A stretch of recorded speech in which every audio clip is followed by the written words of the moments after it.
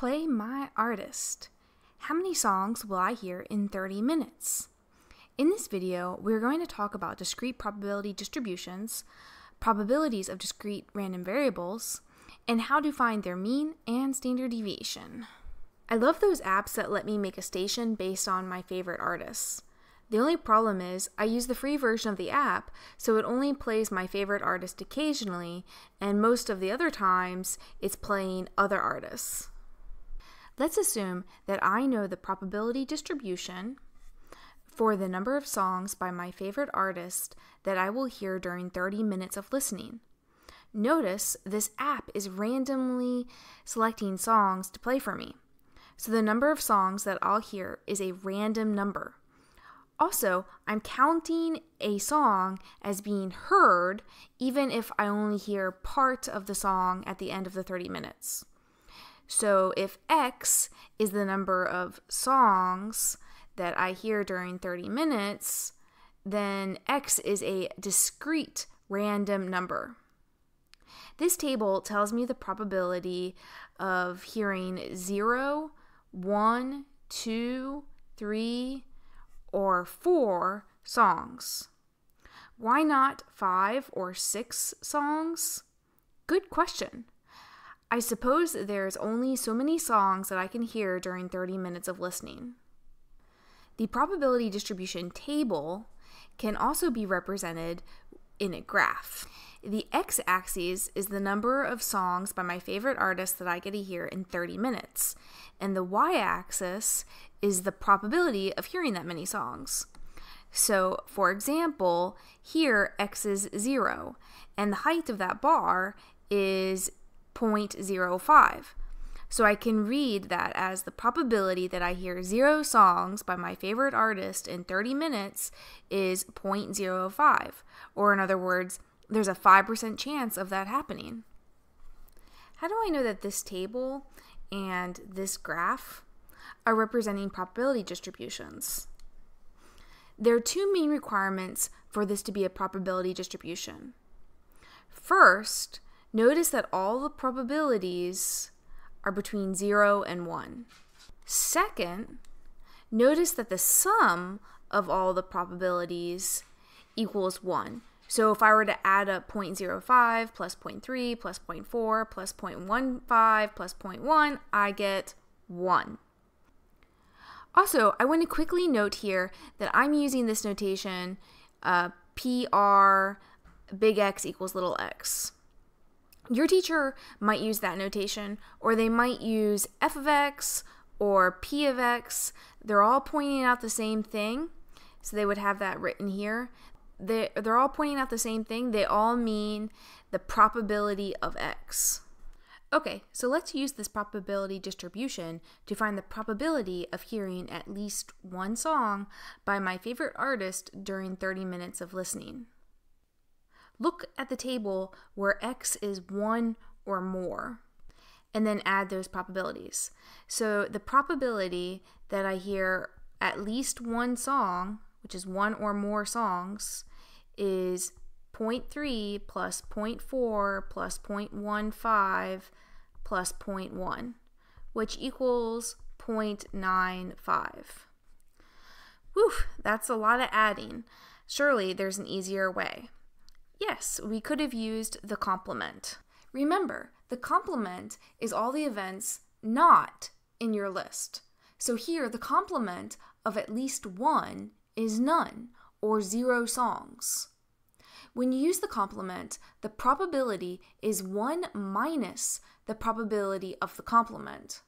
So here, 1 minus the probability that I hear 0 songs by my favorite artist is 1 minus 0.05, which is 0.95. Okay, so what about finding the average number of songs by my favorite artist that I'll hear during 30 minutes? Or said another way, how many songs can I expect to hear? Basically, I need to find the mean for this discrete probability distribution. This is often written using this notation mu. Remember, this is not x bar, which you may have seen in the past and represents the sample mean. We've not taken a sample to analyze the data to get this probability distribution table, so we're not assuming that these probabilities are estimates. Rather, we're assuming that these probabilities are facts. Perhaps they're informing the random generator behind the app.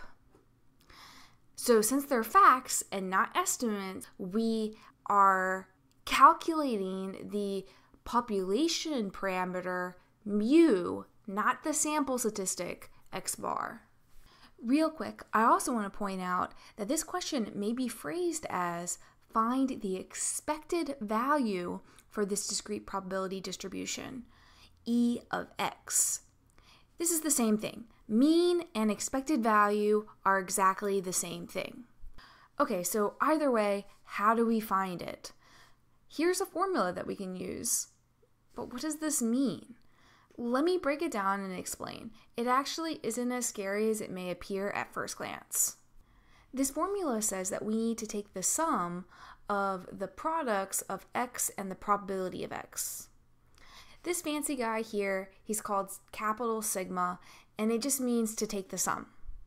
So to start solving this equation, let's add a row to the bottom of the table and label it x times the probability of x. Now start filling in the row that we just created, starting with 0 times 0.05, which equals 0. Next, 1 times 0.30 is 0.30. Next, 2 times 0.40 is 0.80. Keep taking the products of x and the probability of x until you have finished filling in the row that we created. Okay, great. Now that you have all those products, the only thing left that we have to do is add them all up. So 0 plus 0.30 plus 0.80 plus 0.45 plus 0.40 equals 1.95. So the average number of songs by my favorite artist that I'll get to hear in 30 minutes is 1.95.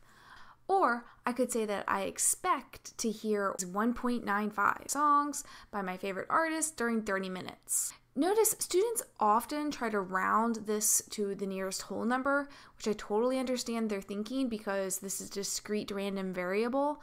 Though unless your teacher tells you to round it off, it's totally okay to have a fractional expected number or a fractional average.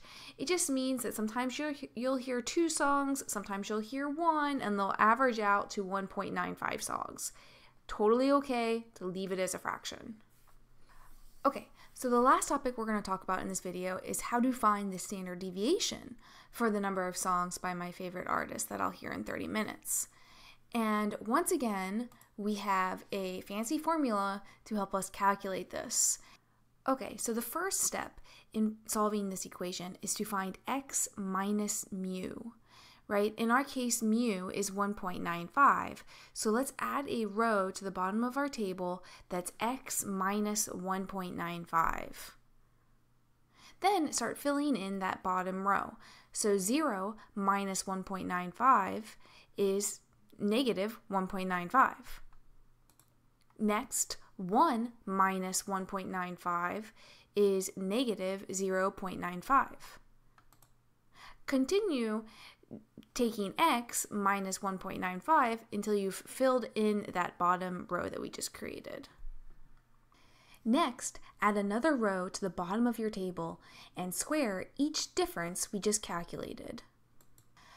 So negative 1.95 squared is 3.8025. Continue finding all the squared differences and fill in the rest of this row. Notice here that the negative sign is also getting squared. So all the values in this row must be positive because a negative times a negative is positive. Okay, once you have all those squared differences, we only have one more row to add to this table. This time, multiply each of those squared terms we just calculated by the probabilities in the second row. So 3.8025 times 0.05 is 0.19013. Continue multiplying the square differences by the probability of x until this last row is completely filled in. Next, add up all those numbers on the bottom row. The total is 1.0475, which is actually called the variance. So the last step in finding the standard deviation is to take the square root of 1.0475. And you'll get 1.02347, which can be rounded to 1.023. Woof, that was a lot of steps. Surely there's an easier way. Yes, there is an easier way. We could have used Excel. In the description of this video, I've provided a link to another video where I explain how to find the mean and standard deviation of this probability distribution function using Excel.